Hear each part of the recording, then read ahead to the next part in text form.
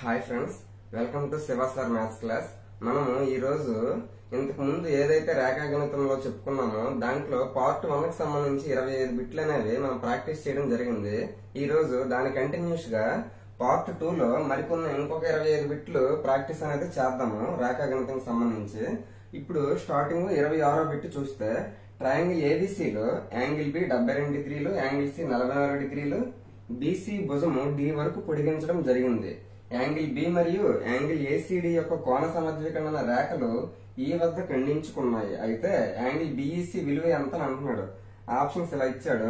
కొంచెం చూస్తే కష్టంగా ఉన్నట్టు అనిపిస్తుంది, కానీ మనం దీన్ని ఈ జామెట్రీకి సంబంధించి ఎటువంటి క్వశ్చన్ అయినా కూడా మనకి డయాగ్రామ్ వాడు ఇవ్వకపోతే మనం జాగ్రత్తగా డయాగ్రామ్ అనేది ప్రిపేర్ చేసుకుంటే ఏ రకమైన క్వశ్చన్ అయినా కూడా ఈజీగా చేయొచ్చు. ఇప్పుడు దీనికి సంబంధించి మనం డయాగ్రామ్ చూద్దాం. మనకి ఇటువంటి క్వశ్చన్ అన్ని డిఎస్సి లెవెల్లో ఖచ్చితంగా అడిగే ఛాన్స్ అయితే ఉంది, కాబట్టి కొంచెం డిఫికల్టీ లెవెల్ అనేది ఇవ్వటం అనేది జరిగింది. ఇప్పుడు క్వశ్చన్ చూస్తే ట్రయాంగిల్ ఏబిసిలో సపోజ్ ఇది ట్రయాంగిల్ ఏబిసి అనుకుంటే ట్రయాంగిల్ ఏబిసిలో యాంగిల్ బి 72 డిగ్రీస్, ఇది 72 డిగ్రీలు అంటున్నాడు. యాంగిల్ సి 44, ఇది 44 అంటున్నాడు. 44 డిగ్రీస్ ఇది. నెక్స్ట్ బీసీ భుజము డి వరకు పొడిగించడం జరిగింది. ఇది ఏదైతే బీసీ భుజం ఉందో ఇది డి వరకు ఇక్కడ వరకు పొడిగించడం జరిగింది. ఇది బీసీని డి వరకు పొడిగించాడు. యాంగిల్ బి మరియు యాంగిల్ ఏసీడీ యొక్క కోణ సమద్వికరణ రేఖలు యాంగులర్ బైసెక్టర్స్ అంటున్నాడు. అంటే యాంగిల్ బి తాలూకా కోణ సమద్వికరణ రేఖ. ఇప్పుడు ఈ యాంగిల్ బి అనేది 72 డిగ్రీలు కాబట్టి దీనికి కోణ సమద్వికరణ రేఖ అంటే అర్థం ఏంటి? ఈ కోణాన్ని రెండు సమాన భాగాలుగా విడగొట్టుకుంటూ వెళ్లే రేఖ. అంటే ఇది 36 అవుతుంది, ఇది కూడా 36 అవుతుంది. ఆ విధంగా కోణ సమద్వికరణ రేఖ చేస్తుంది. అలాగే ఏసీడీ తాలూకా కోణ సమద్వికరణ రేఖ ఏసీడీ, ఇంకోటి ఏసీడీ అంటే ఇక్కడ కోణం, ఇక్కడ కోణం కూడా కోణ సమద్వికరణ రేఖ చేస్తుంది అంటున్నాడు. అంటే ఇక్కడ ఏదైతే కోణం ఉందో ఆ కోణం అనేది కోణ సమద్వికరణ రేఖ చేస్తుంది. అప్పుడు ఆ రెండు కూడా ఎక్కడ ఖండించుకుంటాయి? ఈ వద్ద ఖండించుకుంటే అంటాడు. అంటే ఇక్కడ ఎక్కడైతే ఖండించుకున్నాయి ఈ రెండు కోణ సమద్వికరణ రేఖలు అవి ఈ వద్ద కలుసుకుంటాయి అంటున్నాడు. అయితే యాంగిల్ బిఈసి అంటే ఈ దగ్గర కోణం ఏమో అడుగుతున్నాడు. ఈ దగ్గర కోణం అంటే బిఈసి అంటే ఈ కోణం ఏమో మనకు కావాలి అంటున్నాడు. ఈ ట్రయాంగిల్ లో కావాలి, ఇక్కడ మనకు కావాలి, ఇది కావాలి, దీన్ని ఎక్స్ ఉంది అనుకుంటే ఇప్పుడు చూస్తే మనకి ఇది కూడా మనకి యాంగులర్ బైసెక్టర్ చేశాడు అని అంటున్నాడు. అంటే ఈ కోణం అంతా మనకు తెలిస్తే అప్పుడు ఈ ముఖ్యం మనకు తెలుస్తుంది. ఈ ముక్క మనకు తెలిస్తే ఈ ముక్క ఆల్రెడీ మనకు తెలుసు. ఈ పార్ట్ ఎంత 44 అని ఆడే క్వశ్చన్ లో ఇచ్చాడు. ఈ బయటదేమో మనకు తెలియాలి. ఈ బయటది అంటే ఒక త్రిభుజం యొక్క బాహ్య కోణం దాని అంతరాభిముఖ కోణాల మొత్తానికి సమానమని మనకు తెలుసు. దాని ప్రకారంగా చూస్తే ఈ బాహ్య కోణం అంతా కూడా ఎంత అవుతుందంటే ఈ రెండు కోణాల మొత్తానికి సమానం అవుతుంది. మరి బి దగ్గర మొత్తం 72 అని మనకు తెలుసు, ఏ దగ్గర మొత్తం 44 అని తెలుసు. సారీ, సి దగ్గర. మరి ఏ దగ్గర ఎంతో తెలియదు. ఏ దగ్గర కావాలి అంటే అప్పుడు మొత్తం మనం చూసుకోవాలి. త్రిభుజంలో మూడు కోణాలు మొత్తం 180 డిగ్రీలు కాబట్టి ఏబిసి ఈ ట్రయాంగిల్ లో ఏమో బిఏమో 72, సిఏమో 44 కాబట్టి మొత్తం 180లో నుంచి రెండు తీసిస్తే అప్పుడు ఏ దగ్గర ఎంత వస్తుందో తెలుస్తుంది. 2, 4, 6, 7, 4, 11 అంటే 116 వచ్చింది. అంటే 180లో నుంచి ఈ రెండు కలిపితే 116 కదా, దాన్ని మైనస్ చేసిస్తే 10లో నుంచి 6 తీస్తే 4, 7లో నుంచి 1 తీస్తే 6, 64 వచ్చింది. అంటే ఇక్కడ కోణం ఏమో 64 డిగ్రీలు ఉంటుందని అర్థం చేసుకోవచ్చు. ఇప్పుడు మనకి ఈ కోణం తెలిసింది. ఇప్పుడు బాహ్య కోణం కావాలంటే ఈ రెండు కోణాలు మొత్తం అన్నాను కదా. అంటే ఈ రెండు కోణాలు అంటే ఇది 72, ఇదంతా కలిపితే 72, ఇదేమో 64. బాహ్య కోణం దాని అంతరాభిముఖ కోణాల మొత్తానికి సమానం. 64, 72, 64, 72 ఎంత? 4, 2, 6, 6, 7, 13 అంటే 136. అంటే ఈ కోణం అంతా కలిపితే 136 వస్తుంది. కానీ మనకేమన్నాడు?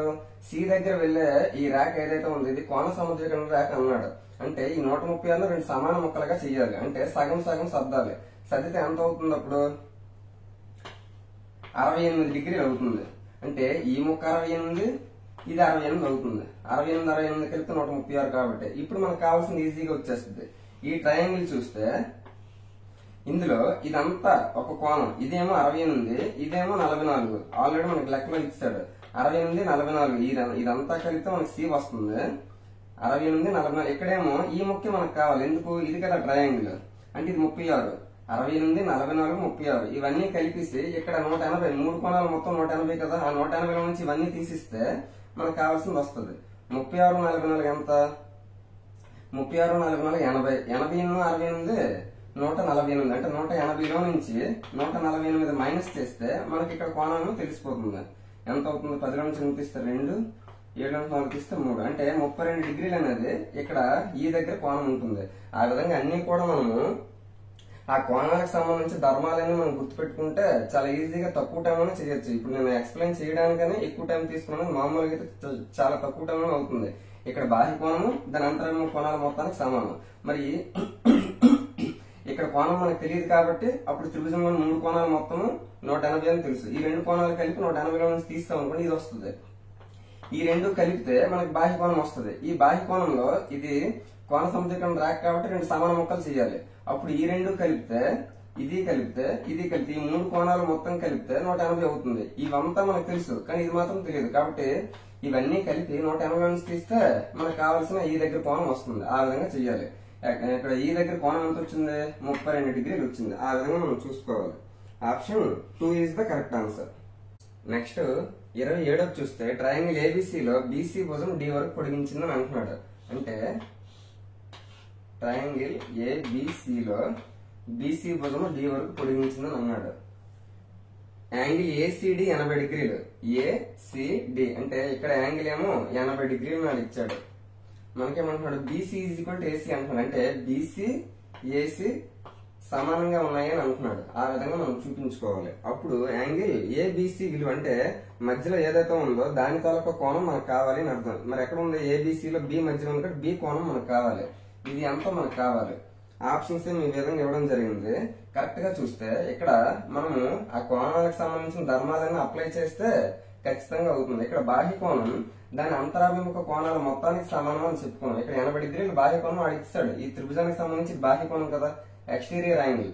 దానికి సంబంధించి మనం అంతరాభిముఖ కోణాలు మొత్తం చేస్తే ఈ బాహ్య కోణం సమానం. అంటే ఈ 2 కోణాలు మొత్తం 80కి సమానం అవుతుంది. నెక్స్ట్ మరి ఇంకా ఇన్ఫర్మేషన్ మనకి ఏమి ఇచ్చాడు అంటే ఈ 2 భుజాలు సమానం అని అన్నాడు. అంటే సమానంగా త్రిభుజంలో సమానంగా ఉన్న 2 భుజాలకి ఎదురుగా ఉన్న కోణాలు కూడా సమానం. కాబట్టి ఈ భుజం సమానంగా ఉంది కాబట్టి దీనికి ఎదురుగా ఉన్న ఈ కోణము, ఈ భుజం సమానంగా ఉంది కాబట్టి దీనికి ఎదురుగా ఉన్న ఈ కోణము సమానం. అంటే ఈ 2 కోణాలు సమానం అని కూడా వాడు ఇండైరెక్ట్ గా చెప్పాడు. మరి ఇక్కడ బాహ్య కోణం 80 కాబట్టి ఆ 80ని 2 సమాన ముక్కలుగా ఇక్కడ సర్దుకోవాలి. ఎందుకు? ఈ 2 భుజాలు సమానం కాబట్టి వాటికి ఎదురుగా ఉన్న కోణాలు సమానం కాబట్టి ఇప్పుడు 80 అనేది ఇక్కడ 2 ముక్కలుగా సర్దుకోవాలంటే ఇక్కడ 40 అవుతుంది, ఇక్కడ 40 అవుతుంది. మనకి ఇప్పుడు ఏం అడిగాడు? యాంగిల్ ఏబిసి విలువ అడిగాడు. అంటే బి దగ్గర కోణం అంతా అడిగాడు. బి దగ్గర కోణం మనకి ఎంత వచ్చింది? 40 డిగ్రీలు వచ్చింది. Option 3 is the correct answer. ఈ విధంగా మనము ధర్మాలు అప్లై చేయాలి. బాహ్య కోణం అంతరాభిముఖ కోణాల మొత్తానికి సమానం. 2 భుజాలు సమానంగా ఉన్నాయి కాబట్టి వాటికి ఎదురుగా ఉన్న కోణాలు సమానం. ఇవి సమానంగా ఉండాలి. అలాగే ఈ 2 కోణాలు మొత్తం కలిపితే 80 అవ్వాలి. అలాగే ఈ 2 కూడా సమానంగా ఉండాలి. అంటే ఈ 80ని 2 ముక్కలు చేయాలి. 40, 40. ఏ దగ్గర కోణం అడిగినా 40 అవుతుంది, బి దగ్గర కోణం అడిగినా 40 అవుతుంది. ఒకవేళ సి దగ్గర కోణం అడిగాడు అనుకోండి లోపలిది, అప్పుడు ఎంత అవుతుంది? ఇది ఆల్రెడీ 80 కాబట్టి ఇది అంతా కలిపితే 180 కదా. మరి 80 అయినప్పుడు ఇది 100 అవుతుంది. మనకు ఒకవేళ సి అడిగితే 100 అవుతుంది. మనకి బి అడిగాడు కాబట్టి 40 డిగ్రీలు. నెక్స్ట్ చూస్తే 28 ఒక త్రిభుజంలో భుజాల మధ్య నిష్పత్తి 3:1/4 1:1/4 అయినా ఆ త్రిభుజం ఏ రకమైన త్రిభుజం అని అంటున్నాడు. ఇక్కడ ఆప్షన్స్ ఏ విధంగా ఇచ్చాడు. ఇటువంటి నిష్పత్తులకు సంబంధించి భుజాల నిష్పత్తి చూసిన వెంటనే కన్ఫ్యూజన్ అవ్వకుండా వాడు ఏదైతే ఇచ్చాడో దాన్ని కరెక్ట్ గా చూస్తే 3:1/4 అని అన్నాడు. అంటే దాన్ని మనము ఇక్కడ మిశ్రమ భిన్నాలతో ఆడు నిష్పత్తిని ఇచ్చాడు కాబట్టి దాని ముందు మనం నార్మల్ గా ఉన్న నిష్పత్తిలోకి మార్చుకున్నాం. 4 3 12, 12 1 13 కాబట్టి 13/4 4 1 4 + 1 5/4 అటువైపు ఏమో 3 ఇచ్చాడు. మరి ఇక్కడ 4 ఉంది కాబట్టి దీన్ని అటువైపు తీసుకెళ్లిపోతే అప్పుడు ఇంటూ అవుతుంది. అప్పుడు 13:5 4 × 3 ఏమవుతుంది? 12 అవుతుంది. ఇప్పుడు 13:5:12 దీన్ని మనం కరెక్ట్ గా అబ్జర్వేషన్ చేస్తే ఇవన్నీ కూడా భుజాలు అన్నాడు. మనకి ఏ రకమైన త్రిభుజంలో భుజాలు 5, 12, 13 ఆ నిష్పత్తిలో ఉంటాయి. మనం ఆల్రెడీ దీనికి సంబంధించి మీరు ఇది చూసిన వెంటనే అర్థమైపోవాలి. ఏం అర్థం అవ్వాలి అంటే పైథాగరస్ త్రికాలకు సంబంధించి అర్థం అవ్వాలి. పైథాగరస్ త్రికాలు అంటే 3, 4, 5 అలాగే 5, 12, 13 ఈ విధంగా ఉన్నాయి కదా. 6, 8, 10 ఈ విధంగా పైథాగరస్ త్రికాలు అనేవి గుర్తుంటే ఇక్కడ చూస్తే 5, 12, 13 అంటే అక్కడ భుజాలు 5, 12, 13 ఆ నిష్పత్తిలో ఉన్నాయి అంటే అది ఖచ్చితంగా ఏమవుతుంది, లంబకోణ త్రిభుజం అవుతుందని అర్థం చేసుకోవాలి. పైథాగరస్ త్రికము దేనికి సంబంధించి చెప్తుంది, లంబకోణ త్రిభుజంలో కర్ణము స్క్వేర్ ఈక్వల్ టు భుజము స్క్వేర్ ప్లస్ భుజము స్క్వేర్ దాని గురించి చెప్తుంది. కాబట్టి డైరెక్ట్ గా మనకి పైథాగరస్ త్రికాలు అనేవి గుర్తుంటే ఆ విధంగా చూసుకోవాలి. మనకి కావాల్సిన ఆన్సర్ అంటే లంబకోణ త్రిభుజం. Option 3 is the correct answer. ఇటువంటి నిష్పత్తులు ఇచ్చేటప్పుడు మనం ముందు దాన్ని నార్మల్ గా ఉన్న నిష్పత్తిలోకి మార్చుకొని అది ఏ రూపంలో ఉన్నదో చూస్తే మనకి ఈజీగా అర్థమవుతుంది. ఇక్కడ మనం కన్ఫ్యూజన్ చేయడానికి ఈ విధంగా ఇచ్చాడు, మనం ఈ విధంగా మార్చేసరికి చాలా ఈజీగా అర్థమైపోయిందో లేదో ఆ విధంగా చూసుకోవాలి. నెక్స్ట్ చూస్తే 29ది, కింది వాటిలో ఏది అల్పకోణ త్రిభుజం తెలుపుతుంది అని అంటున్నాడు. ఆప్షన్స్ ఇలా ఇచ్చాడు. ఇక్కడ ఆప్షన్స్ లో మనకి ఒక త్రిభుజం సంబంధించి భుజాలు అనేవి ఇవ్వడం జరిగింది. అందులో ఏది అంటే ఏ రకమైన భుజాలు అనేవి అల్పకోణ త్రిభుజాన్ని చెప్తాయి అని అంటున్నాడు. ఇటువంటి క్వశ్చన్స్ అన్ని మనం ఏ విధంగా చేయాలి అంటే ఇక్కడ అన్నిటికంటే ఏదైతే పెద్ద భుజం ఉంటుందో దాన్ని మనం కర్ణం అనుకుంటే మిగిలిన రెండు భుజాలు కూడా మనము భుజాలని అనుకుంటే అప్పుడు కర్ణము స్క్వేర్ ఈజ్ ఈక్వల్ టు భుజము స్క్వేర్ ప్లస్ భుజము స్క్వేర్ ఆ విధంగా చేస్తాం కదా. అప్పుడు కర్ణము స్క్వేర్ సి స్క్వేర్ ఏదైతే ఉందో ట్రయాంగిల్ ఏబిసిలో పెద్ద భుజం సి అనుకుంటే మిగిలిన రెండు ఏబిలు అనుకుంటే సి స్క్వేర్ కర్ణము స్క్వేర్ భుజం స్క్వేర్ ప్లస్ భుజం స్క్వేర్ అంటే కర్ణము స్క్వేర్ అనేది ఈ రెండు భుజాల తాలూకు వర్గాల మొత్తానికంటే తక్కువగా ఉంటే అప్పుడు అది అల్పకోణ త్రిభుజం అవుతుంది. నెక్స్ట్ ఒకవేళ సి స్క్వేర్ కర్ణము స్క్వేర్ అనేది మిగిలిన రెండు ఏవైతే ఉన్నాయో భుజాల వర్గాల మొత్తం కంటే ఎక్కువగా ఉంటే కర్ణము స్క్వేర్ అనేది మిగిలిన రెండు భుజాల వర్గాల మొత్తం కంటే ఎక్కువగా ఉంటే అది అధిక కోణ త్రిభుజం అవుతుంది. ఒకవేళ కర్ణము స్క్వేర్ ఈజ్ ఈక్వల్ టు ఆ రెండు భుజాల వర్గాల మొత్తానికి సమానం అయితే ఈక్వల్ టు గా ఉంటే అప్పుడు అది లంబకోణ త్రిభుజం అవుతుంది. ఈ విషయం మనకు తెలుసు, కానీ ఈ రెండు విషయాలు మనం తెలుసుకుంటే కర్ణము స్క్వేర్ అనేది మిగిలిన రెండు భుజాల తాలూకు వర్గాల మొత్తం కంటే తక్కువగా ఉంటే అల్పకోణ త్రిభుజము, కర్ణం తాలూకు వర్గం అనేది మిగిలిన రెండు భుజాల తాలూకు వర్గాల మొత్తం కంటే ఎక్కువగా ఉంటే అది అధిక కోణ త్రిభుజము. మనం ఇక్కడ ఆప్షన్స్ ప్రకారంగా చూస్తే అన్నిటికంటే పెద్దది ఏదైతే ఉంటుందో అదే మనం కర్ణం స్క్వేర్ గా కర్ణంగా చెప్పుకోవాలి. ఇప్పుడు ఇక్కడ 12 స్క్వేర్ అంటే 144. ఇక్కడ మిగిలిన రెండు భుజాల తాలూకు వర్గాలేమో ప్లస్ చేద్దాం. ఎందుకు, మిగిలిన రెండు భుజాల తాలూకు వర్గాల మొత్తం చేస్తే కర్ణం స్క్వేర్ కంటే తక్కువగా ఉంటే అల్పకోణ త్రిభుజము, ఎక్కువగా ఉంటే అధిక కోణ త్రిభుజం కదా. ఇప్పుడు కర్ణమును స్క్వేర్ చేస్తే 144, 5 స్క్వేర్ చేస్తే 25, 6ను స్క్వేర్ చేస్తే 36. ఇప్పుడు 36, 25 ఎంత అవుతుంది మనకి 61 అవుతుంది. అంటే భుజాల తాలూకు వర్గాలు చేస్తే కర్ణం తాలూకు వర్గం అనేది భుజాల తాలూకు వర్గాల కంటే ఎక్కువగా ఉంది కాబట్టి ఇది అధిక కోణ త్రిభుజం అవుతుంది. కర్ణం స్క్వేర్ సి స్క్వేర్ అనేది ఎక్కువగా ఉంది దేనికంటే మిగిలిన రెండు భుజాల తాలూకా వర్గాల కంటే ఎక్కువగా ఉంది కాబట్టి ఇది అధిక కోణ త్రిభుజం అవుతుంది. కాబట్టి మనకు కావాల్సింది అది కాదు. నెక్స్ట్ చూస్తే 6, 8, 10 ఇది మనం చేయకుండా కూడా డైరెక్ట్ గా చెప్పొచ్చు. ఎలా చెప్పొచ్చు, 6, 8, 10 అనేది మనం పైథాగరస్ త్రికాలకు సంబంధించి నేర్చుకున్నాం. ఏమని నేర్చుకున్నాము, కర్ణము స్క్వేర్ అంటే పెద్ద భుజాన్ని వర్గం చేస్తే 100 అవుతుంది. మిగిలిన రెండు భుజాల తాలూకు వర్గాలు 6 స్క్వేర్ అంటే 36, 8 స్క్వేర్ అంటే 64. ఈ రెండు తాలూకు వర్గాల మొత్తం దీనికి సమానం అవుతుంది. ఎప్పుడు లంబకోణ త్రిభుజం అంటే 6, 8, 10 అనేది లంబకోణ త్రిభుజం. C square is equal to A square plus B square అయ్యింది. నెక్స్ట్ మనకు కావాల్సింది అల్పకోణ త్రిభుజం కాబట్టి ఇది చూడండి. పెద్ద భుజము కర్ణం అవుతుంది కాబట్టి దాన్ని వర్గం చేస్తే 100 అవుతుంది.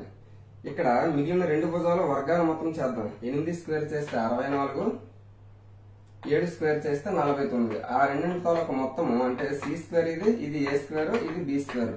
ఇది తక్కువగా ఉంటే అల్పకోణ త్రిభుజం అవుతుంది. 64, 49 కలిపితే 60, 40 అంటే 100, 9, 4, 13 అంటే 113 అయ్యింది.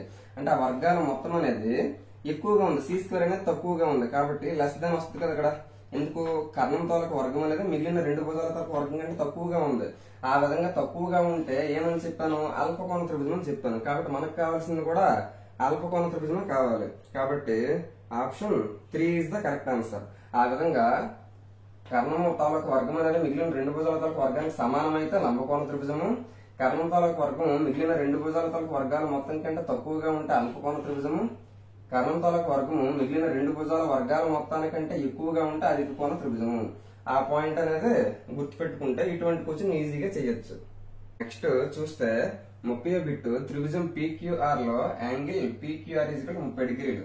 మనకి ట్రయాంగిల్ PQR మనకి డయాగ్రామ్ ఇవ్వకపోతే ఆ ఇచ్చిన ఇన్ఫర్మేషన్ ప్రకారంగా డయాగ్రామ్ అనేది మనం కరెక్ట్ గా వేసుకుంటే చాలు. మనం ఇప్పుడు ఇంచుమించు క్వశ్చన్ అన్ని కూడా త్రిభుజానికి సంబంధించి ఏ ఒక్క బిట్ కూడా మిస్ అవ్వకుండా ఆడ ఎంత డెప్త్ లెవెల్లో ఏ విధంగా ఇచ్చినా కూడా చేసేటట్టు బిట్లు అనేవి రెడీ చేయడం జరిగింది. కాబట్టి చూడండి, ఇక్కడ మధ్యలో పి ఉంది కాబట్టి పి దగ్గర కోణం ఎంత అంటున్నాం 30 డిగ్రీలు, ఇది 30. Next PQ is equal to PR, PQ PR equal అంటున్నాడు, ఈ రెండు సమానంగా ఉంటాయని అంటున్నాడు. అయితే క్యూ వద్ద బాహ్య కోణము క్యూ దగ్గర అంటే ఈ క్యూఆర్ భుజాన్ని ఇటువైపు పొడిగిస్తే అప్పుడు క్యూ దగ్గర ఏమో బాహ్య కోణం వస్తుంది. ఇది మనకు అడుగుతున్నాడు. ఈ కోణం ఏమో మనకు కావాలి. ఆ ఇచ్చిన ఇన్ఫర్మేషన్ ప్రకారంగా ఏ విధంగా చేయాలో చూద్దాం. ఇక్కడ 30 ఇచ్చాడు, ఈ రెండు ఈ 2 సైడ్స్ ఏమో ఈక్వల్ అన్నాడు. కాబట్టి ఇక్కడ ఏదైతే భుజం ఉందో దానికి ఎదురుగా ఉన్న కోణం సమానము, నెక్స్ట్ ఇక్కడ ఏదైతే భుజం ఉందో దానికి ఎదురుగా ఉన్న ఈ కోణము సమానము. అంటే ఇక్కడ ఆల్రెడీ 30 అయిపోయింది కాబట్టి మనకి ట్రయాంగిల్ లోపల 180 డిగ్రీస్ ఉంటుంది. ఇక్కడ 30 అయిపోయిందంటే ఇక్కడ మిగిలిన దగ్గర 150 ఉండాలి. ఆ 150 కూడా ఇక్కడ ఈక్వల్ గా డివైడ్ అవ్వాలి. ఎందుకు? ఈ రెండు భుజాలు సమానం కాబట్టి వాటికి ఎదురుగా ఉన్న యాంగిల్స్ కూడా ఈక్వల్ అవుతాయి. కాబట్టి 150 ని 2 ఈక్వల్ పార్ట్స్ చేస్తే 75 అవుతాయి. ఇప్పుడు మనకేమన్నాడు? క్యూ వద్ద ఎక్స్టీరియర్ యాంగిల్ బాహ్య కోణం కావాలి అని అన్నాడు. బాహ్య కోణము దాని అంతరాభిముఖ కోణాలకు సమానం. Some of exterior angles is equal to some of interior angles. కాబట్టి 30, 75 ప్లస్ చేస్తే ఎంత వస్తుంది? 105 వస్తుంది. ఆ 105 అనేది దీనికి బాహ్య కోణం అవుతుంది. లేదు ఒకవేళ డైరెక్ట్ గా కూడా చేయొచ్చు. ఇక్కడ మనకి ఇదంతా కలిపితే మనకి సరళ కోణంలా ఉంది కదా 180 డిగ్రీస్. 180లో ఇది 75 అయిపోయిందంటే ఆటోమేటిక్ గా మొత్తం 180లో 75 అయిపోయిందంటే ఇది 105 డిగ్రీలు అవుతుంది. ఆ విధంగా కూడా మనం చేయొచ్చు. లేదా బాహ్య కోణం అంతరాభిముఖ కోణాల మొత్తానికి సమానం, ఆ విధంగా చేయొచ్చు. కాబట్టి క్యూ వద్ద బాహ్య కోణము 105 డిగ్రీలు అవుతుంది. Option 1 is the correct answer. Next చూస్తే 31ది, ట్రయాంగిల్ ఏబిసిలో ఒక సమద్విబాహు త్రిభుజం. ట్రయాంగిల్ ఏబిసి ఉంది, అది సమద్విబాహు త్రిభుజం అంటున్నాడు. AB is equal to AC, AB AC equal అంటున్నాడు. మరి 3 భుజాల్లో 2 భుజాలు సమానంగా ఉంటేనే అది సమద్విబాహు త్రిభుజం అవుతుంది. PQ ప్యారలల్ టు బీసీ అంటే PQ అనేది బీసీ కి ప్యారలల్ గా ఉంటది. అంటే ఇది బీసీ కదా, దీనికి ప్యారలల్ గా ఇక్కడ PQ ఉంటది అని అంటున్నాడు. Angle A is equal to 20 డిగ్రీలు అంటున్నాడు. ఏ ఏమో 20 డిగ్రీలు అంట. యాంగిల్ BPQ వాల్యూ అంటే BPQ అంటే ఈ వాల్యూ ఏమో మనకి కనుక్కోమని చెప్తున్నాడు. కాబట్టి ఇప్పుడు మనం కరెక్ట్ గా చూస్తే ఆప్షన్స్ ఏమి ఈ విధంగా ఇవ్వడం జరిగింది. ఇప్పుడు మనకి ఇక్కడ ఈ 2 భుజాలు సమానం కాబట్టి వాటికి ఎదురుగా ఉన్న ఈ 2 కోణాలు కూడా సమానం అవుతుంది. ఇక్కడ 20 అయ్యిందంటే దాని అర్థం ఏంటి? మిగిలిన మొత్తం 3 కోణాలు మొత్తం 180 డిగ్రీల్లో 20 డిగ్రీలు అయిపోతే మిగిలిన 160 ఉందా, 160 సమానంగా సర్దుకోవాలి. ఇక్కడ ఇది 80 ఇది 80 అవుతుంది. ఇప్పుడు మనకేం కావాలి? ఇప్పుడు ఇదంతా ఇది ఈ 2 ఈక్వల్ గా ఉండేటప్పుడు ఇక్కడ సమాంతరంగా ఒక PQ అనేది రేఖ వచ్చింది, ఒక రేఖాఖండం వచ్చింది. అంటే అప్పుడు ఇది కూడా ఎంత ఉంటుంది, ఇది కూడా అంతే ఉంటుంది. కాబట్టి ఇప్పుడు ఇక్కడ 80 ఉన్నప్పుడు ఇక్కడ కూడా 80 ఉంటుంది. ఎందుకు? మనం కరెక్ట్ గా చూస్తే ఈ 2 సమాంతర రేఖలుగా ఉన్నాయని ఆడే అన్నాడు. కాబట్టి ఈ 2 సమాంతర రేఖల్ని ఈ రేఖ ఖండిస్తున్నట్టు మనం ఊహించుకుంటే అప్పుడు సదృశ్య కోణాలు సమానంగా ఉంటాయి, కరెస్పాండింగ్ యాంగిల్స్ ఈక్వల్ గా ఉంటాయి. ఎందుకు? ఇది ఒక తిరియక రేఖ అనుకుంటే ఇక్కడ 80 ఉన్నప్పుడు ఇక్కడ కూడా 80 ఉంటుంది, ఇక్కడ 80 ఉన్నప్పుడు ఇక్కడ కూడా 80 ఉంటుంది. ఇప్పుడు మనకేమన్నాడు? P దగ్గర కోణం అడిగాడు. P దగ్గర కోణం అడిగాడు అంటే ఇదంతా కలిపితే 180 కదా. ఎందుకు? సరళ కోణం స్ట్రైట్ యాంగిల్ అవుతుంది 180. 180లో 80 అనేది ఇటువైపు అయిపోయింది కాబట్టి మనకి ఇటువైపు కావాలి. ఇదంతా ఉంటుంది 100 డిగ్రీస్ ఉంటుంది. ఆ విధంగా మనం కోణాల తాలూకా ధర్మాలను ఉపయోగించుకుంటే చాలా ఈజీగా చేయొచ్చు. ఈ యాంగిల్ ఏమో 100 డిగ్రీస్ అవుతుంది. Option 2 is the correct answer. Next చూస్తే 32, ట్రయాంగిల్ PQR ఒక సమబాహు త్రిభుజం, ఈక్విలేటరల్ ట్రయాంగిల్ అంటున్నాడు. PQR మనం డయాగ్రామ్ వేయడం వస్తే మనకి ఈజీగా చేయొచ్చు. మరియు S అనేది QR పై ఒక బిందువు, QR మీద S అనేది ఒక బిందువు అని అన్నాడు. PS పర్పెండిక్యులర్ అంటే లంబంగా ఉన్నది అంటున్నాడు. దేనికి? QR కి. PS అంటే P నుంచి S కి మనం రేఖ అనేది ఏర్పాటు చేస్తే అది QR కి పర్పెండిక్యులర్ గా ఉంది అంటున్నాడు. మరి ఇది సమబాహు త్రిభుజం కాబట్టి మనం ఇందులో ఒక పాయింట్ తెలుసుకోవాలి. ఏంటి? సమబాహు త్రిభుజంలో ఎదుటి భుజానికి ఒక లంబం గీసావు అంటే అది ఆ ఎదుటి భుజం ఏదైతే ఉందో అది రెండు సమాన ముక్కలుగా విడిపోతుంది. అంటే మధ్య బిందువు ఈ భుజం ఏదైతే ఉందో దానికి మిడిల్ పాయింట్ లోనే ఇది ఏర్పాటు అయ్యిందని అర్థం చేసుకోవాలి. ఈ ఇన్ఫర్మేషన్ అనేది మనకు చాలా ఇంపార్టెంట్. అయితే మనకి ఇప్పుడు ఏం అడిగాడు, PQ:QS అన్ని కూడా PQ:QS. PQ ఎంత ఉంటుంది, QS ఎంత ఉంటుంది. మనకి ఈ పార్ట్ ఏమో పూర్తిగా ఉంటది, ఈ పార్ట్ అనేది ఫుల్ అనుకుంటే అందులో ఇది ఆఫ్ ఇది ఆఫ్ కదా. మనకి ఈ ఆఫ్ ఏమో ఒక భాగం అనుకోండి, అప్పుడు ఆటోమేటిక్ గా ఇది ఎంత అవుతుంది, మనకి PQ కావాలి, QS కావాలి. QS ఏమో టోటల్ గా మనము 2 పార్ట్స్ అనుకోండి, ఇది 2 పార్ట్స్ అనుకుంటే అందులో హాఫ్ పార్ట్ ఇది కాబట్టి ఇది 1. ఇప్పుడు ఇదేమవుతుంది, ఇది టోటల్ గా 2 పార్ట్స్ అనుకుంటే ఇది కూడా 2 పార్ట్స్ అవుతుంది. ఎందుకు, వాడే ఇచ్చాడు సమబాహు త్రిభుజము ఈక్విలేటరల్ ట్రయాంగిల్ అన్నాడు. కాబట్టి ఇదంతా కలిపితే 2 పార్ట్స్, అందులో ఇదంతా కలిపిన 2 పార్ట్స్. కానీ మనకు కావాల్సింది QS కదా కావాలి. ఆప్షన్స్ అన్నిట్లో కూడా QS ఉంది, PQ ఉంది. PQ ఏమో 2 పార్ట్స్, ఇందులో QR లో QS మనకు కావాలి కాబట్టి 1 పార్ట్. ఇది 2 ఇది 1. PQ:QS ఏమో 2:1 నిష్పత్తిలో ఉన్నదని అర్థం చేసుకోవాలి. మనకి ఈ క్వశ్చన్ లో ఇంపార్టెంట్ పాయింట్ ఇది. కాబట్టి 2:1 ఎక్కడ ఉంది, option 3 is the correct answer.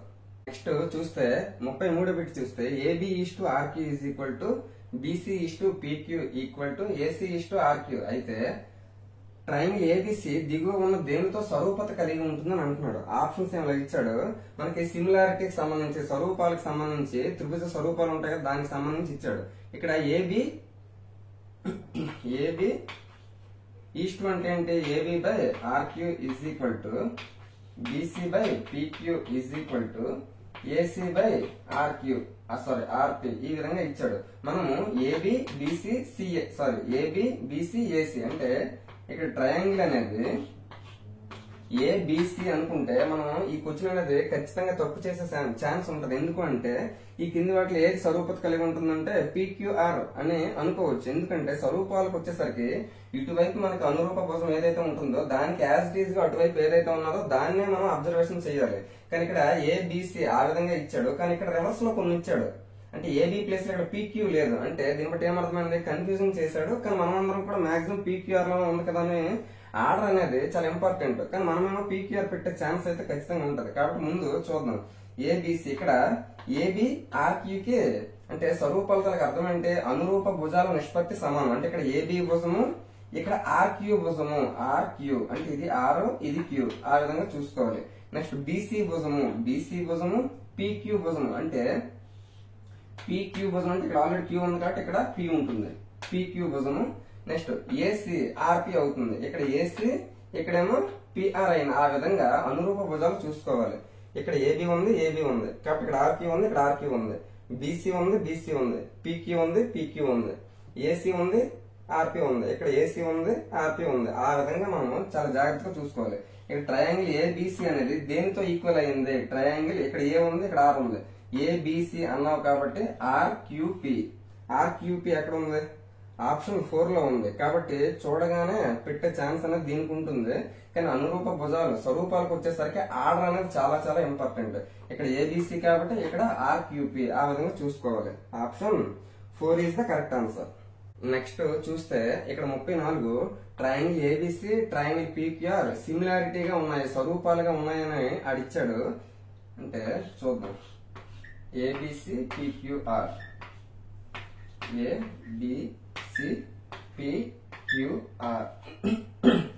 AB 6 సెంటీమీటర్లు, AC 10 సెంటీమీటర్లు, AC ఏమో 10 సెంటీమీటర్లు. యాంగిల్ B 90 డిగ్రీలు అంటే B దగ్గర కోణం 90 డిగ్రీలు అంటున్నాడు. B దగ్గర కోణం 90 డిగ్రీలు అంటున్నాడు అంటే ఇక్కడ 90 అనేది ఉండదు. కాబట్టి అప్పుడు ఎలా ఉంటుంది, ఈ విధంగా ఉంటుంది. కాబట్టి ఇప్పుడు ఇక్కడ వేస్తాను ABC. B దగ్గర కోణం 90 డిగ్రీలు, AB ఏమో 6, AC ఏమో 10. నెక్స్ట్ ఇక్కడ కూడా సేమ్ ఆ విధంగానే ఉంటుంది. ఎందుకు, స్వరూపాలు అన్నాడు కదా కాబట్టి ఇక్కడ ఖచ్చితంగా అనురూప కోణాలు సమానం అవుతుంది. కాబట్టి B దగ్గర కోణం ఎంత ఉందో Q దగ్గర కోణం కూడా 90 డిగ్రీలా ఉంటుంది. ఇంకా ఏ ఇన్ఫర్మేషన్ ఇచ్చాడు, PQ 3 సెంటీమీటర్లు అన్నాడు. PQ 3 సెంటీమీటర్లు అన్నాడు. ఇప్పుడు మనకేమడిగాడు, QR అనేది ఇది మనకు అడుగుతున్నాడు. చూసుకుంటే ఇది మనకు అడుగుతున్నాడు అంటే ఇక్కడ ఏదైతే ఉందో ఇది మనకు తెలిస్తే అటువైపు స్వరూపాలు కాబట్టి మనం అంచనా వేయొచ్చు. అనురూప భుజాల నిష్పత్తి సమానం కాబట్టి ఇక్కడ 6 ఇచ్చాడు, ఇక్కడ 3 ఇచ్చాడు. అంటే ఇందులోన ఇది సగం ఉన్నది కాబట్టి ఇక్కడ 10 ఇచ్చాడు అంటే ఇందులోన ఇది సగం ఉంటది. ఎందుకు? అనురూప భుజాల నిష్పత్తి అనేది సమానం. ఇక్కడ ఏబిసిలో ఈ అనురూప భుజం 6 ఇచ్చాడు కాబట్టి ఇక్కడ 3 ఇచ్చాడు అంటే దీన్ని ఏం చేశాడు? సగం చేశాడు. సేమ్ ఇక్కడ కూడా 10 ఇచ్చాడు అంటే అటువైపు ఉండేది 10లో సగం 5 అవుతుంది. ఇప్పుడు కరెక్ట్ గా చూస్తే మనకి ఇక్కడ దీన్ని కనుక్కోకుండా దీన్ని డైరెక్ట్ గా కనుక్కోవచ్చు. ఎలా కనుక్కోవచ్చు? ఇక్కడ మనకి 90 డిగ్రీస్ అన్నాడు అంటే మనం ఇందులోన ఒక 2-3 ఆప్షన్స్ అనే అంటే 2-3 పాయింట్స్ అనే మనకు గుర్తొస్తే చాలా ఈజీగా చేయొచ్చు. ఇక్కడ 90 డిగ్రీస్ అన్నాడు. 90 డిగ్రీస్ అంటే ఏంటి? లంబకోణ త్రిభుజం. లంబకోణ త్రిభుజంలో మనకేంటి పైథాగరస్ త్రికాలు అనేవి గుర్తుకు రావాలి. కర్ణం స్క్వేర్ ఈజ్ ఈక్వల్ టు భుజం స్క్వేర్ ప్లస్ భుజం స్క్వేర్. 3, 5 ఉన్నాయి. మనకి పైథాగరస్ త్రికాలంలో 3, 4, 5 3, 4, 5 అనేది గుర్తొస్తే అప్పుడు ఆటోమేటిక్ గా కర్ణము 5 ఇచ్చాడు, ఒక భుజం 3 ఇచ్చాడు, మరి మిగిలిన భుజం ఏమవుతుంది? 4 అవుతుంది. ఆ విధంగా మనం క్యూఆర్ కనుక్కోవచ్చు.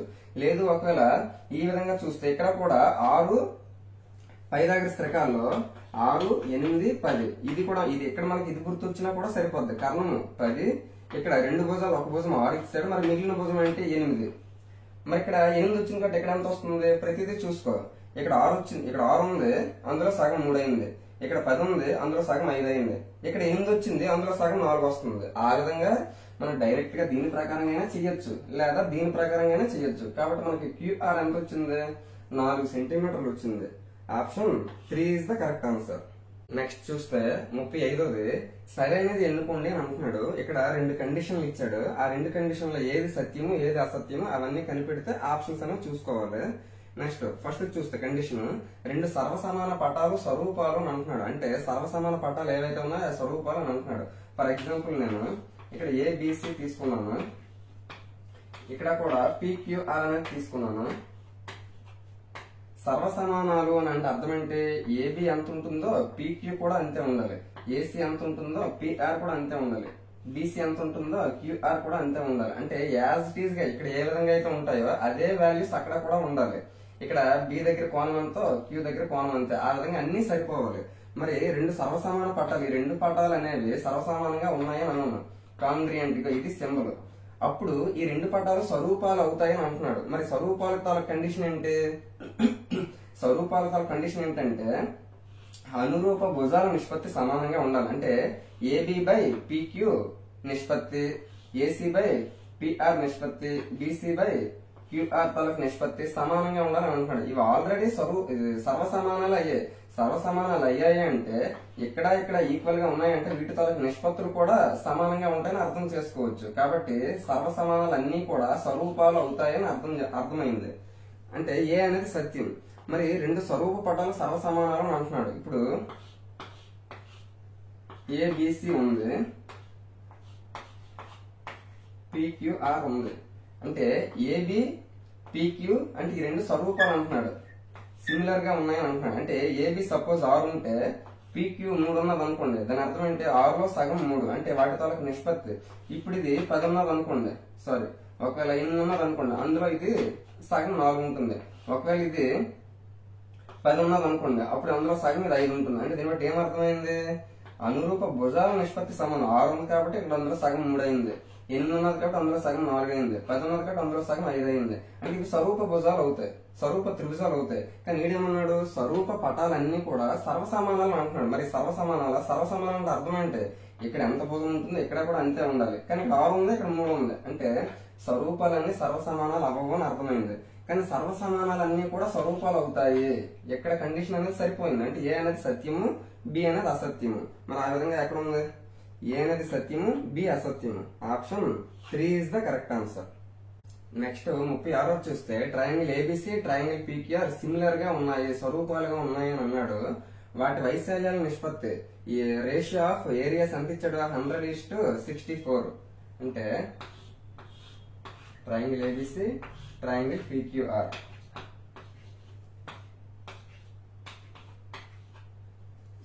సిమిలర్ గా ఉన్నాయని అంటున్నాడు. వాటి వైశాల్య నిష్పత్తి ఏబిసి 100 అయినప్పుడు పిక్యూఆర్ 64 అయింది. అంటే దీని తాలూకు వైశాల్యం 100, దీని తాలూకు వైశాల్యం 64 అయినా దాని అనురూప భుజం పొడవు ఎంత అని అంటున్నాడు.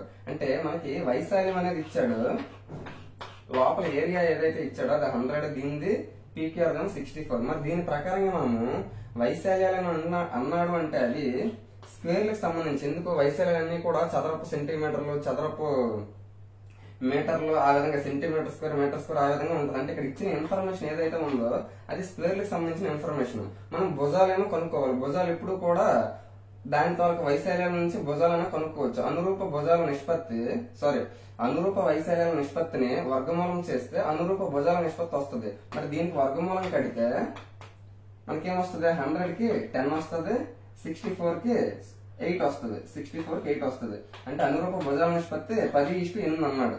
మనకి ఇది వచ్చింది, 10:8 వచ్చింది. మనకి ఇందులో PQ 16 సెంటీమీటర్లు అన్నాడు. PQ అనేది ఇటువైపు ఉంది, ఇది 16 సెంటీమీటర్లు అన్నాడు. మరి అనురూప భుజం ఇది 8, PQ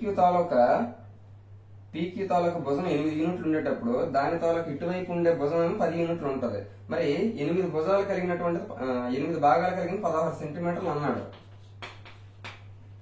మరి ఇటువైపు ఏబి తాలూకా మరి PQ తాలూకా అనురూప భుజము ఏబి కదా అవుతుంది. ఇది మనకు అడుగుతున్నాడు ఎంత ఉంటుందని. అనురూప భుజం పొడవు ఎంత అంటున్నాడు. మరి 8 భాగాలు ఉండేది 16 సెంటీమీటర్లు అయ్యేటప్పుడు ఇటువైపు 10 భాగాలు కాబట్టి 10 భాగాలు ఉండేది ఎంత అవుతుందని అంటున్నాడు. 8 భాగాలు 16 సెంటీమీటర్లు అంటే ఏమైంది? ఇంటూ 2 అయింది. ఇక్కడ కూడా సేమ్ ఇంటూ 2 చేస్తే 10 2 20 సెంటీమీటర్స్ వస్తుంది. దీని తాలూకా అనురూప భుజం ఏబి ఏమో 20 వచ్చింది. Option 2 is the correct answer. ఆ విధంగా మనకు వైశాల్యాల నిష్పత్తి ఇచ్చి మనకి ఏదైనా ఒక భుజం అడిగాడు అని అంటే అప్పుడు దాని అర్థం ఏంటి? వాటి తాలూకా అనురూప భుజాలు నిష్పత్తి కనుక్కోవాలి. మరి వైశాల్యాల నుంచి భుజాల తాలూకా నిష్పత్తి ఏ విధంగా కనుక్కుంటావు? వాటి తాలూకా వర్గమూలాలు చేస్తే భుజాల నిష్పత్తి వస్తుంది. మనకి డైరెక్ట్ గా ఈ ఒక్క క్వశ్చన్ అడిగితే బాగుంది అంటే అక్కడతో ఆగిపోవచ్చు. 10:8 అని మనకేం అడిగాడు?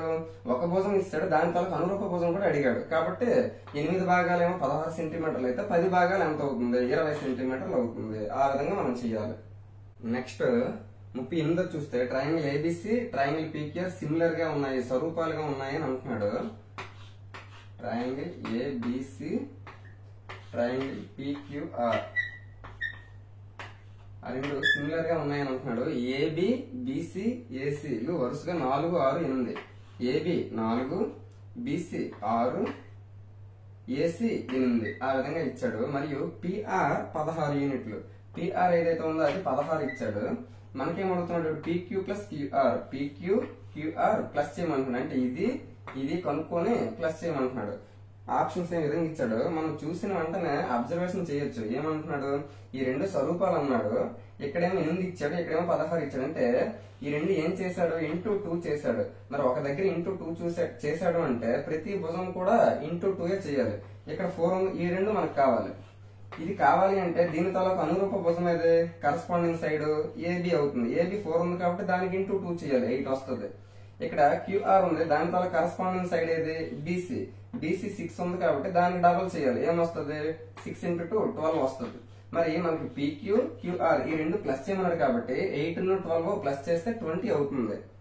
Option 4 is the correct answer. ఈ విధంగా మన స్వరూపాలకు సంబంధించి ఏ రకంగా అడిగినా కూడా చేసేటట్టు బిట్లు తయారు చేయడం జరిగింది.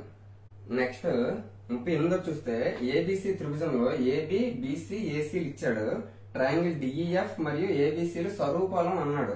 కాబట్టి ABC, DEF లు స్వరూపాలు సిమిలర్ గా ఉన్నాయి అని అంటున్నాడు.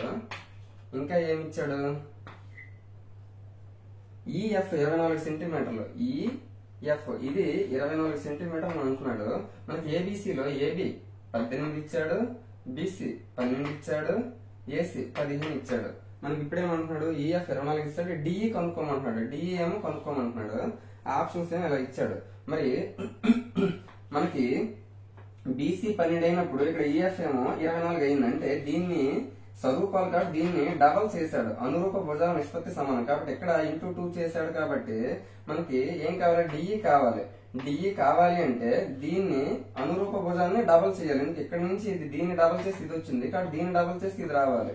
మరి 15ని డబల్ చేస్తే ఇంటూ 2 చేస్తే ఏమొస్తుంది? DE మనకి DE కావాలంటే దీని తాలూకా అనురూప భుజం ఏది? ఇది అవుతుంది, AB అవుతుంది. మరి ABని డబల్ చేస్తే DE అవుతుంది. మనకి DE కావాలి కాబట్టి ABని డబల్ చేయాలి. 18 × 2 చేస్తే DE ఏమో 36 వస్తుంది. మరి ఇది మనకు ఒకవేళ అడిగాడు అనుకోండి, డిఎఫ్ అడిగాడు అనుకోండి, దీని తాలూకు అనురూప భుజం ఏది ఏసీ, అప్పుడు 1500 దీన్ని డబుల్ చేస్తే ఇటువైపు 30 వస్తుంది. ఆ విధంగా చూసుకోవాలి. మనకి ఇప్పుడు డిఈ 36 వచ్చింది. Option 2 is the correct answer. Next 39 చూస్తే ట్రయాంగిల్ ఏబిసి ట్రయాంగిల్ డిఈఎఫ్ లో సిమిలర్ గా ఉన్నాయి, స్వరూపాలుగా ఉన్నాయని అంటున్నాడు. వాటి వైశాల్యాల నిష్పత్తి 121:25. చెప్పాను, వైశాల్యాల నిష్పత్తి అన్నాడు అంటే ఇచ్చేదేమో వర్గ సంఖ్యల్లో ఉంటది అని అర్థం చేసుకోవాలి, స్క్వేర్ నెంబర్స్. మనకేం కావాలి, ఏసీ ఈస్ట్ డిఎఫ్ కావాలి. సపోజ్ ఏబిసి డిఈఎఫ్ మనకి రెండు స్వరూపాలు, ఏమో 121 దీని తాలూకు వైశాల్యం, ఇదేమో 25 దీని తాలూకు వైశాల్యం. మనకి వీటి తాలూకా వైశాల్య నిష్పత్తి ఇచ్చాడు, అనురూప భుజాల నిష్పత్తి చూద్దాం. అంటే దీని తాలూకు వర్గమూలం కట్టాలి. 121 అంటే 11, దీనిదేమో 5 అంటే 11:5. ఏది భుజాల తాలూకు నిష్పత్తి. మనకేమన్నాడు, ఏసీ ఏదన్నాడు, ఇది డిఎఫ్ ఇది అన్నాడు. మరి రెండు కూడా భుజాలే కదా, భుజాల తాలూకు నిష్పత్తి ఖచ్చితంగా 11:5లో ఉంటుంది. Option 2 is the correct answer. మనకి ఈ విధంగా వైశాల్యాలు ఇచ్చి అనురూప భుజాల నిష్పత్తి అడిగినా, లేదా వాటి తాలూకా చుట్టుకొలతల నిష్పత్తి అడిగినా, లేకపోతే ఉన్నతుల నిష్పత్తి అడిగినా, ఏది అడిగినా కూడా అవన్నీ కూడా మనకి వాటి తాలూకు వర్గమూలం చేస్తే అదే మనకు అవుతుంది. ఒకవేళ ఇప్పుడు మనకి డిఎఫ్ ఏమో 10 సెంటీమీటర్స్ అని అన్నాడు అనుకోండి, అప్పుడు ఏసీ ఎంత అవుతుందని అడిగితే అప్పుడు మనం చేయొచ్చు. ఎలా చేయొచ్చు అంటే డిఎఫ్ 10 సెంటీమీటర్స్ అన్నాడు, వాటి తాలూకు అనురూప భుజాలు ఎంత వచ్చాయి, 11:5. అంటే ఇది 5 భాగాలు ఉన్నది 10 సెంటీమీటర్లు అయ్యింది. మరి మనకి 11 భాగాలు ఉన్నది ఎంత అవ్వాలి, 5 భాగాలు 10 సెంటీమీటర్లు అయిందంటే డబుల్ చేశాడు. మరి 11 కూడా డబుల్ చేస్తే 22 అవుతుంది, అప్పుడు ఇది 22 అవుతుంది. ఈ విధంగా కూడా క్వశ్చన్ అడిగే ఛాన్స్ ఉంటది. మనకి నిష్పత్తి అడిగితే ఇక్కడ వరకు తెచ్చి ఆగిపోతాం. మనకు ఒకవేళ ఆ నిష్పత్తిలో ఒక భాగం తాలూకు విలువ ఇచ్చి రెండో భాగం అడిగితే వాటి తాలూకు రిలేషన్ ఏ విధంగా ఉందో చూసుకొని ఆ రిలేషన్ ముందు ఏదైతే ఉందో దానికి కూడా మనం అప్లై చేసుకోవాలి. ఆ విధంగా చూసుకోవాలి. నెక్స్ట్ 45 చూస్తే రెండు స్వరూప త్రిభుజాల వైశాల్యాలు 165 సెంటీమీటర్ స్క్వేర్, 121 సెంటీమీటర్ స్క్వేర్. వాటి అనురూప ఉన్నతుల నిష్పత్తి ఎంత అని అంటున్నాడు. ఆప్షన్స్ ఎలా ఇచ్చాడు, ఇంతకు ముందే చెప్పుకున్నా. వాటి వైశాల్యాల నిష్పత్తి, వాటి వైశాల్యాలు ఇచ్చాడు. ఎంత ఇచ్చాడు, 169 సెంటీమీటర్ స్క్వేర్ ఒకదాన్ని ఇచ్చాడు, ఇంకొకటి 121 సెంటీమీటర్ స్క్వేర్ అన్నాడు. మనకి అనురూప ఉన్నతుల నిష్పత్తి అన్నాడు కాబట్టి వాడేమో వైశాల్యాలు ఇచ్చాడు, అనురూప ఉన్నతుల నిష్పత్తి అడిగాడు. కాబట్టి మనం వైశాల్యాల నిష్పత్తి ముందు కనుక్కోవాలి. వైశాల్యాల నిష్పత్తి చూస్తే ఇక్కడ సెంటీమీటర్ స్క్వేర్, ఇక్కడ సెంటీమీటర్ స్క్వేర్ పోతుంది. ఇక్కడ 169 ఉంది, ఇక్కడ 121 ఉంది. ఇది మనకేంటి, వైశాల్యాల నిష్పత్తి. మనకి అనురూప ఉన్నతుల నిష్పత్తి అన్నాడు, ఇప్పుడే చెప్పాను. అనురూప ఉన్నతుల నిష్పత్తి అన్నా, లేకపోతే చుట్టుకొలతల నిష్పత్తి అన్నా, అనురూప భుజాల నిష్పత్తి అన్నా, వాడు ఏదైతే వైశాల్యాల నిష్పత్తి ఇచ్చాడో దాని తాలూకా వర్గమూలం చేస్తే అదే మనకు అనురూప ఉన్నతుల నిష్పత్తి అవుతుంది, అదే అనురూప చుట్టుకొలతల నిష్పత్తి అవుతుంది, అదే అనురూప భుజాల నిష్పత్తి కూడా అవుతుంది. మరి వీటికి వర్గమూలం కడితే 169కి వర్గమూలం అంటే 13, 121 వర్గమూలం అంటే 11. కాబట్టి ఇక్కడ కూర్చుని అనురూప ఉన్నతులు అన్నాడు. ఒకవేళ అనురూప చుట్టుకొలతల నిష్పత్తి అన్నా, అనురూప భుజాల నిష్పత్తి అన్నా కూడా ఆన్సర్ 13:11 అవుతుంది. Option 3 is the correct answer. Next చూస్తే 41 ఒక చతుర్భుజం యొక్క కోణాలు 60, 100, x, 3x అయినా x విలువ ఎంత అని అంటున్నాడు. ఇంతకు ముందు వరకు మనము త్రిభుజాలు, స్వరూప త్రిభుజాలు వాటికి సంబంధించి చూసాము. ఇప్పుడు చతుర్భుజాలకు సంబంధించి చూద్దాం. ఇది చాలా బేసిక్ క్వశ్చన్. మనకి ఒక చతుర్భుజం ఏదైనా కూడా, అది ఏ రకమైన క్వాడ్రిలేటరల్ అయినా కూడా సమ్ ఆఫ్ ఇంటీరియర్ యాంగిల్స్ 360 డిగ్రీలు అవుతుంది. ఆ విషయం మనకు తెలుసు. ఇప్పుడు ఇక్కడ మనకి 4 కోణాలు ఇచ్చాడు. ఆ 4 కోణాలు x తాలూకు వాల్యూస్ కూడా ఉన్నాయి. ఇప్పుడు వీటన్నిటిని కలుపుతాం. 60 100 కలిపితే 160 ప్లస్ x కలిపితే x 3x కలిపితే 4x. ఇదంతా కలిపి ఎంత అవ్వాలి, 360 అవ్వాలి. ఇప్పుడు 160 అటు వెళ్తే మైనస్ అవుతుంది. 360లో నుంచి 160 తీస్తే 200. అంటే 4x ఈజ్ ఈక్వల్ టు 200 అవుతుంది. 4 1 4 50 అంటే x వాల్యూ ఎంత వచ్చింది, 50 వచ్చింది. మనకు కావాల్సిన answer 50. Option 3 is the correct answer. ఇది చాలా బేసిక్ క్వశ్చన్. నెక్స్ట్ 42 చూస్తే ఒక చతుర్భుజంలో వరుస కోణాల నిష్పత్తి 2:4:5:7 అయినా గరిష్ట మరియు కనిష్ట కోణాల మధ్య భేదం ఎంత అని అంటున్నాడు. ఆప్షన్స్ ఎలా ఇచ్చాడు, మనకి చతుర్భుజంలో 4 కోణాలు ఇవ్వకుండా వాటి తాలూకు నిష్పత్తి ఇచ్చాడు. అంటే మనకి 4 కోణాలు మొత్తం అంతా చతుర్భుజంలో 360 డిగ్రీలు. మనకి వీటన్నిటిని ప్లస్ చేద్దాం. 2 4 6 5 11 7 18 అంటే 18 భాగాలు కలిగినటువంటి అన్ని కోణాలు కలిపితే 360కి సమానం అవ్వాలి. మనకి ఇప్పుడు ఏమడిగాడు, గరిష్ట మరియు కనిష్ట కోణాల మధ్య భేదం, గరిష్ట కోణము కనిష్ట కోణము కనుక్కోవాలి, వాటి తలకు భేదం చూడాలి. అంటే వీటన్నిటిలో గరిష్ట కోణం ఏదవుతుంది, 7 భాగాల మీద అవుతుంది. కనిష్ట కోణం ఏదవుతుంది, 2 భాగాల మీద అవుతుంది. ముందు 7 భాగాలు కనుక్కోవాలి, తర్వాత 2 భాగాలు కనుక్కోవాలి, ఆ తర్వాత డిఫరెన్స్ కనుక్కోవాలి. అది అనేది ఎక్కువ టైం అవుతుంది. మనకేమన్నాడు, గరిష్ట మరియు కనిష్ట కోణాల మధ్య భేదం అన్నాడు. గరిష్ట కోణం ఏమో 7 భాగాలు, కనిష్ట కోణం ఏమో 2 భాగాలు. ఆ రెండింటి తాలూకా డిఫరెన్స్ అన్నాడంటే 7లో నుంచి 2 తీస్తే మనకు కావాల్సిందేమో 5 భాగాలు. ఆ విధంగా డైరెక్ట్ గా కూడా చేయొచ్చు. 18 భాగాలు ఉన్నది 360 అయిందంటే ఏం చేశాడు, ఇంటూ 20 చేశాడు. 18 36 0 ఉంది. సేమ్ ఇక్కడ కూడా సేమ్ ఇంటూ 20 చేయాలి. 5 100 డిగ్రీలు. అంటే గరిష్ట కోణము కనిష్ట కోణం మనకు కొనుక్కోమని అనలేదు, వాటితో భేదం అన్నట్టు డైరెక్ట్ కొనుక్కోండి. ఒకవేళ గరిష్ట కోణం అడిగాడు అనుకోండి, గరిష్ట కోణం 7 భాగాలు కాబట్టి 7 ఇంటూ 20 చేస్తే 140 వస్తుంది. ఒకవేళ కనిష్ట కోణం అడిగాడు అనుకోండి, 2 భాగాలు కాబట్టి 2 ఇంటూ 20 40 అవుతుంది. మరి గరిష్ట కనిష్ట కోణాల మధ్య భేదం అన్నాడు కాబట్టి 140 నుంచి 40 తీస్తే మనకు కావాల్సిన 100 కదా వచ్చింది. ఆ విధంగా చూసుకోవాలి. Option 2 is the correct answer. Next 43 చూస్తే ఏబిసిడి చతుర్భుజంలో యాంగిల్ ఏ మరియు యాంగిల్ బి లో కోణ సమద్వికరణ రేఖలు ఓ వద్ద కలుసుకుంటాయని అన్నాడు. ఫర్ ఎగ్జాంపుల్ ఈ విధంగా నేను ఒక ఏబిసిడి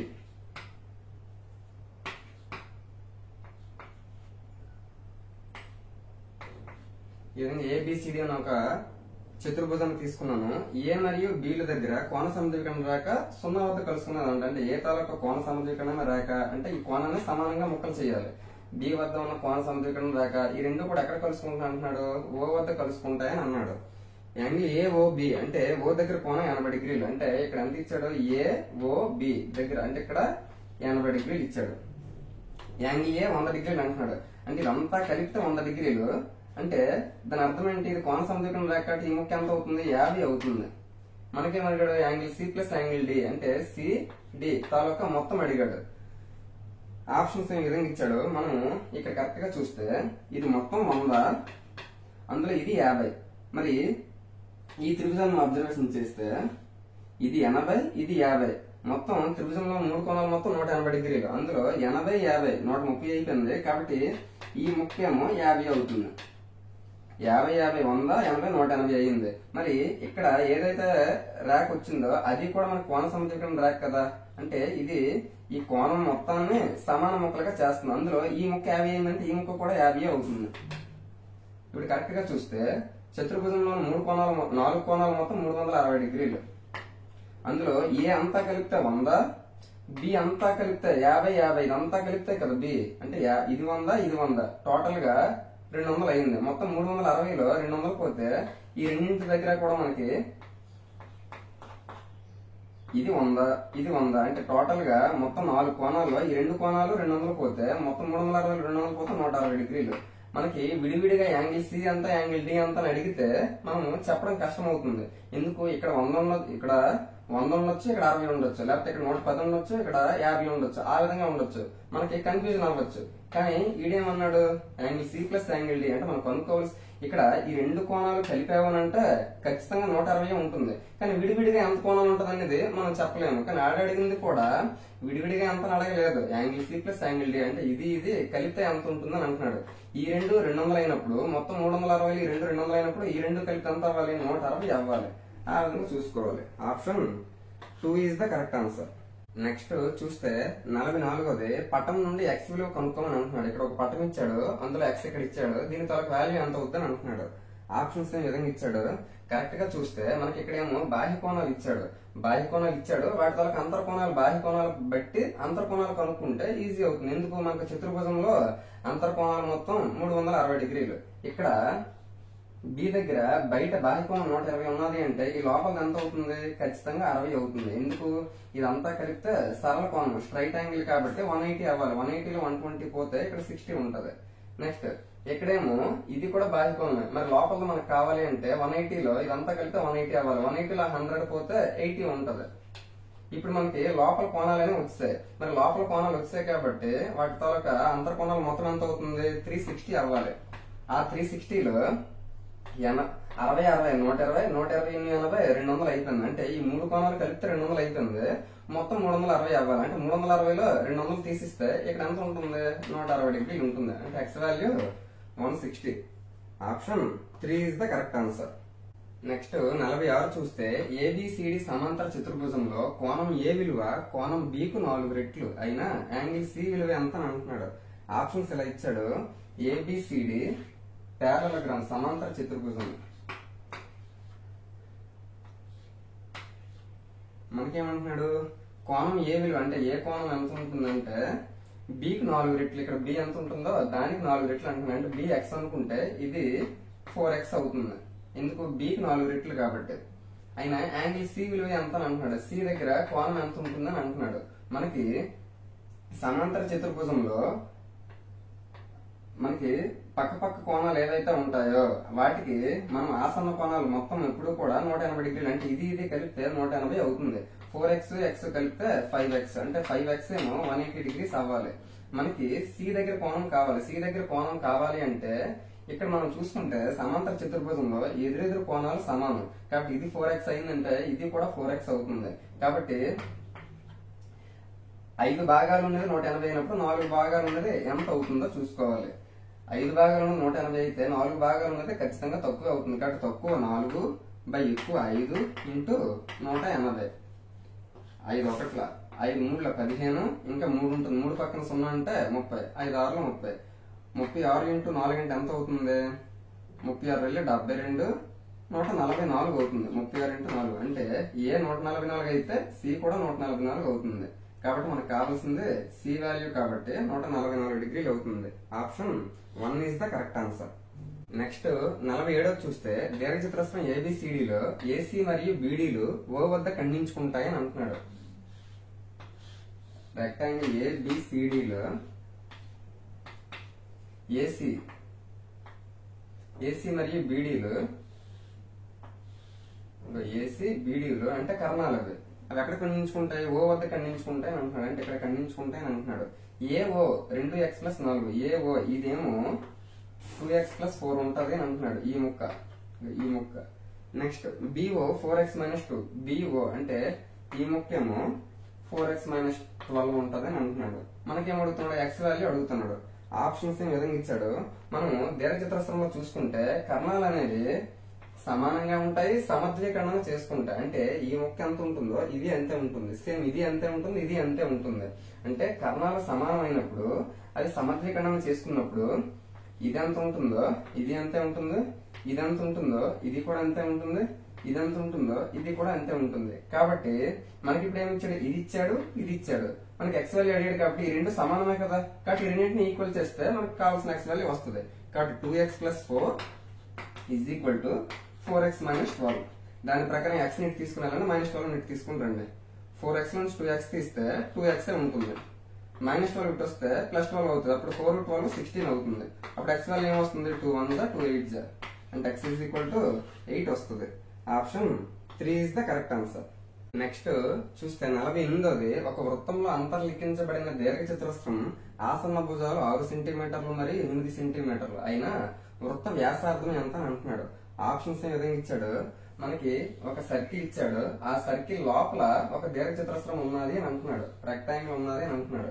మరి మనకి ఇంకేం ఇచ్చాడు, వాటి తాలూకా ఎడ్జెస్ అండ్ సైడ్స్ ఆసన్న భుజాలు అంటే పక్క భుజాలు 6 8 అని ఇచ్చాడు. ఇది 6 అనుకుంటే ఇదేమో 8 అవుతుంది.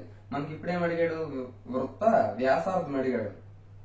మరి మొత్తం సర్కిల్ కి వ్యాసార్థం అనేది మనం కనుక్కోవాలి. ఏ విధంగా కనుక్కోవాలి అంటే మనకి ఇచ్చిన ఇన్ఫర్మేషన్ ప్రకారంగా చూస్తే లోపలేమో దీర్ఘచతురస్రం భుజాలు 6 8 అని ఇచ్చాడు. మనకి వృత్త వ్యాసార్థం కావాలంటే మనకి ఈ ముక్క ఎక్కడి నుంచి ఎక్కడి వరకు ఇదే కదా వ్యాసార్థం, ఇది మనకు కావాలి. కానీ ఇది మనం కనుక్కోవడం కష్టం అవుతుంది. కానీ ఈ రకంగా నువ్వు ఒకసారి అబ్జర్వేషన్ చేస్తే ఇది అబ్జర్వేషన్ చేస్తే ఇది ఒక రైట్ యాంగిల్ ట్రయాంగిల్ అంటే లంబకోణ త్రిభుజంలో ఉంది. కాబట్టి లంబకోణ త్రిభుజంలో భుజాలు 6 8 అయినప్పుడు కర్ణం అనేది ఖచ్చితంగా 10 అవుతుంది. అంటే ఇదంతా కలిపితే 10 అవుతుంది. కాబట్టి అందులో సగమే కదా మనకు కావాలి వ్యాసార్థం, అందులో సగమే కావాలి. ఒకవేళ వ్యాసం అడుగుంటే వ్యాసమే అంటే ఈ దీర్ఘచతురస్రం తాలూకా కర్ణమే ఆ వృత్తం తాలూకా వ్యాసం అవుతుంది. కానీ మనకు వ్యాసార్థము రేడియస్ అడిగాడు కాబట్టి అందులో సగం ఎంత అవుతుంది, 5 అవుతుంది. ఈ విధంగా అందులో ఇచ్చిన ఇన్ఫర్మేషన్ ప్రకారంగా మనం పైథాగరస్ త్రికం అనేది ఒక పాయింట్ గుర్తొస్తే మనకు కావాల్సిన ఆన్సర్ అనేది వచ్చింది. 5 సెంటీమీటర్ అనేది ఆ వృత్తం తాలూకా వ్యాసార్థం అవుతుంది. Option 4 is the correct answer. Next 49 చూస్తే దీర్ఘచతురస్రం ఏబిసిడిలో ఏబి ఇచ్చాడు, డిఏ ఇచ్చాడు. రెక్టాంగిల్ ఏబిసిడి లో ఏబి ఎంత ఇచ్చాడు? 6 ఇచ్చాడు, 6 సెంటీమీటర్. డిఏ ఎంత ఇచ్చాడు? డిఏ 12 సెంటీమీటర్ అని ఇచ్చాడు. దీర్ఘచతురస్రం భుజాల మధ్య బిందువులను కలుపుగా ఏర్పడు చతుర్భుజ వైశాల్యం. దీర్ఘచతురస్రం తాలూకా ప్రతి భుజం తాలూకా మధ్య బిందువులను కలుపగా ఒక చతుర్భుజం అనేది ఏర్పాటు అయింది. దీని తాలూకా వైశాల్యం అడుగుతున్నాడు మనకి సెంటీమీటర్ స్క్వేర్ లో. ఆప్షన్స్ ఏ విధంగా ఇచ్చాడు? మనకి డైరెక్ట్ గా ఒక పాయింట్ అనేది గుర్తొస్తే చాలు. దీర్ఘచతురస్రం తాలూకా భుజాల మధ్య బిందువులను కలుపుగా ఏర్పడే చతుర్భుజం అనేది మనకి రాంబస్ అవుతుంది. ఆ ఒక పాయింట్ తెలిస్తే ఈ బిట్ అనేది ఈజీ. రాంబస్ అవుతుంది. రాంబస్ తాలూకా వైశాల్యం కదా మనకు అడుగుతున్నాడు, దాని లోపల ఉన్నది అడుగుతున్నాడు. రాంబస్ తాలూకా వైశాల్యము ఏదైతే దీర్ఘచతురస్రం ఇచ్చాడో అందులో సగం ఉంటుంది, లేదా డైరెక్ట్ గా రాంబస్ తాలూకా వైశాల్యం సపోజ్ దీర్ఘచతురస్రం తాలూకా వైశాల్యం సగం ఉంటుంది అన్నాను కదా. మరి దీర్ఘచతురస్రం తాలూకా వైశాల్యం ఫార్ములా ఏంటి? పొడవు ఇంటూ వెడల్పు. అంటే ఈ రెండు భుజాలు ఇంటూ చేయాలి, అదే కదా. 12 ఇంటూ 6 అంటే 12 6 72. అందులో అంటే దీర్ఘచతురస్రం తాలూకా వైశాల్యం 72 వచ్చింది. అందులో సగం ఉంటుందని అంటున్నాను కదా. అంటే రాంబస్ తాలూకా వైశాల్యము 36 సెంటీమీటర్ స్క్వేర్ అవుతుంది. ఈ విధంగా డైరెక్ట్ గా చేయొచ్చు. లేదా ఈ లోపల ఉండేది రాంబస్ అనే విషయం తెలిస్తే రాంబస్ వైశాల్యం ఫార్ములా ఏంటి? Of d1 into d2. అంటే ఇక్కడ d1 d2 అంటే ఏంటి? కర్ణాలు. అంటే ఈ కర్ణము కావాలి. ఈ కర్ణము నీకు డైరెక్ట్ గా ఇవ్వలేదు, కానీ తెలుసు నీకు. ఎలా తెలుసు? ఇది ఎంత ఉంటుందో ఇది కూడా అంతే ఉంటుంది కదా. అంటే ఈ కర్ణమేమో 6 ఉంటుంది, కాబట్టి హాఫ్ ఇంటూ మొదటి కర్ణం 6 ఉంటుంది. ఈ కారణమేమో ఈ తాలూకా రాంబస్ లో ఈ కారణం ఎంత ఉంటుందని డైరెక్ట్ ఇవ్వలేదు, కానీ తెలుసు ఇది ఎంత ఉందో ఇది కూడా అంతే ఉంటుంది. కాబట్టి ఇది 12. 2 1s 2 6 6 into 6 36. ఆ విధంగా మళ్ళీ సేమ్ అదే వచ్చింది. దీర్ఘచతురస్రంలో రాంబస్ ఇచ్చాడు అంటే ఆ వైశాల్యంలో సగం ఉంటుంది రాంబస్ వైశాల్యం. లేదా రాంబస్ వైశాల్యమే కనుక్కోవాలి అంటే కర్ణాలు కనుక్కోవాలి. కర్ణాలు కనుక్కోవాలి అంటే దీర్ఘచతురస్రం తాలూకా భుజాలే వాటి తాలూకా కర్ణాలు అవుతాయి. ఆ విధంగా 36 అనేది వచ్చింది. Option 4 is the correct answer. Next last చూస్తే 50ది రాంబస్ కర్ణాల పొడవులు 16 సెంటీమీటర్లు మరియు 12 సెంటీమీటర్లు అయినా రాంబస్ చుట్టుకొలత ఎంత అని అంటున్నాడు. ఆప్షన్స్ ఏ విధంగా ఇచ్చాడు?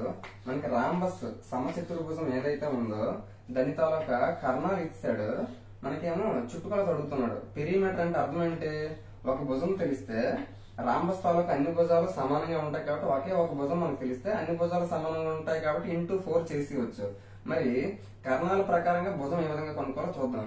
దీని తాలూకా కర్ణము 16 అంటున్నాడు, దీని తాలూకా కర్ణము 12 అంటున్నాడు.